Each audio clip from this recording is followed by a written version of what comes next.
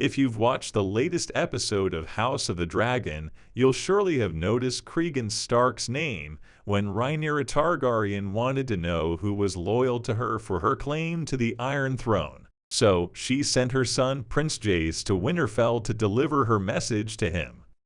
Of course, we all know who the Stark house is from Game of Thrones, which takes place about 200 years after the events of House of the Dragon. So, who is Cregan Stark? We know for a fact that the Starks are some of the most honorable people in the history of the Seven Kingdoms, and Cregan proved to be just as honorable as his Game of Thrones descendants when he showcased his honor during the Dance of the Dragons. Now, with that said, let's take a good look at who Cregan Stark is. Cregan was born in 108 after conquest as the eldest son of Rickon Stark, Lord of Winterfell and Warden of the North, and Lady Gillian Glover. He had a younger brother who died in 119 AC and a half-sister, Sarah Snow.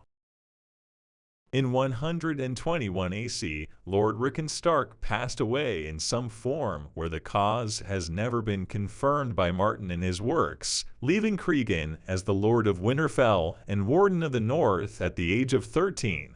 Due to his minority, Cregan's uncle Eddard Stark became the Lord Regent until Cregan had come of age. According to Fire and Blood, the young Stark Lord turned 16 in 124 AC, and there was substantial friction between him and his uncle.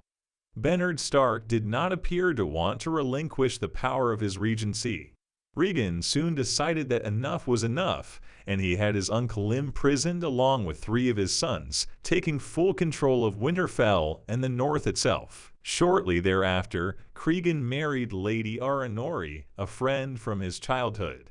Tragically, Ara would pass away, giving birth to their son, who was named Rickon after Cregan's late Lord Father. Episode 10 of Season 1 of House of the Dragon allowed us to see the Black faction planning their next moves in response to the takeover of the Green faction.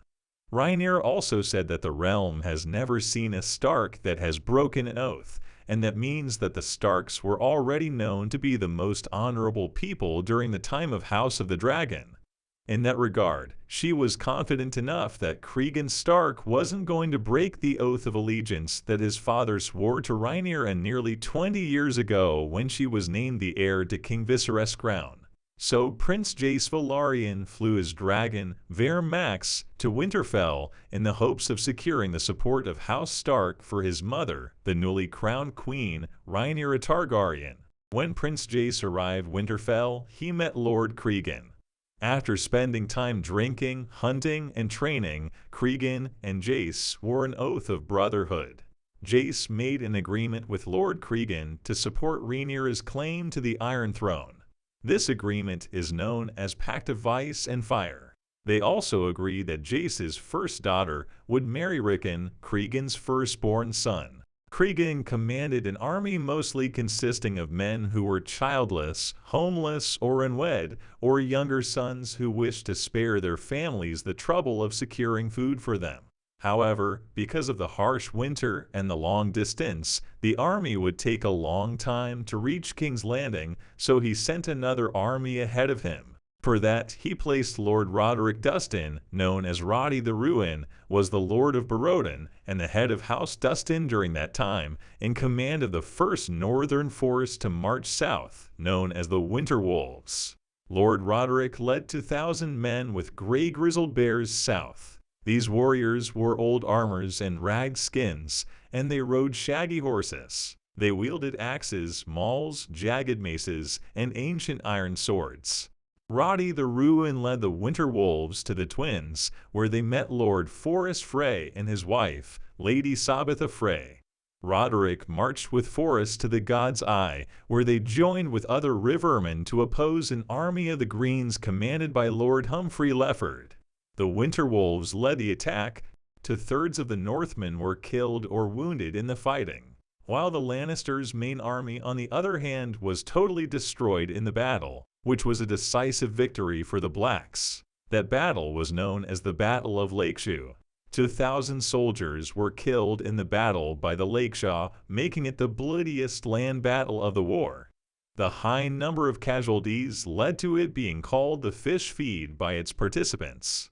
In response to the Greens' crushing defeat, Prince Aemon Targaryen and Sir Criston Cole abandoned Harrenhal, with Aemon waging guerrilla warfare riding Vhagar, and Criston Cole heading south to find Lord Ormond Hightower.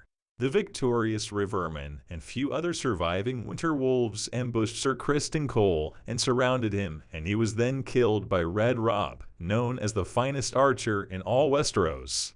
After Sir Criston Cole was killed, Lord Dustin blew his war horn to begin the charge of the Winter Wolves and their River Knight allies against Criston's army in the ensuing Butcher's Ball, a slaughter of the Greens. The surviving Northmen then fought the First Battle of Tumbleton. Although outnumbered 10-1, Roddy the Ruin led the Northmen to strike at Ormond Hightower, Lord of the Hightower. He managed to slay Ormond and his cousin, Sir Brynden Hightower, before surrendering to his wounds. However, the Blacks at Tumbleton were then betrayed, and the last of the Winter Wolves fell in the battle. Another force led by Sir Medric and Surtur in Manderley, sons of Desmond Manderley, Lord of the White Harbor. They meet Queen Rhaenyra in King's Landing and served her there. The Manderley brothers accompanied Rhaenyra when she fled the capital after losing it. Medric asked Rhaenyra to travel to White Harbor, but she insisted on sailing instead to Dragonstone without the Manderleys, where she was betrayed and killed by her brother King Aegon II. Cregan Stark marched south with an army of 20,000 men after Rhaenyra's death in support of her son, Prince Aegon III. While the Northmen were still on the march, Aegon II was poisoned in the capital. Lord Stark had intended to punish the leaders of the Greens, but Lord Corlys Velaryon had already sent envoys seeking peace. Cregan arrived at King's Landing and took charge there for 6 days, a time which became known as the Hour of the Wolf. After being named Hand of the King by Aegon III, Cregan arrested 22 men for the murder of Aegon II, amongst them Lord Corlys Velaryon himself. Most of the accused opted to join the Night's Watch, and others were sentenced to death. Cregan agreed to accept the pardon of Lord Corlys in exchange for the hand in marriage of Lady Alicent Blackwood, who would become his second wife. After this, he resigned his position and returned to Winterfell, though many of his men stayed in the south. Due to Prince Jaehaerys's death during the Dance of the Dragons, a Targaryen princess never did marry into House Stark, with Rickon instead marrying Jane Manderley. However, King Aegon III did bestow plenty of rewards upon Lord Cregan Stark. At some point, Cregan would match swords with Sir Aemon Targaryen, who claimed that Cregan was the finest swordsman he had ever seen. Cregan would be succeeded by his second son, Jonel Stark, upon his death. Cregan's long life led to his nickname of the Old Man of the North.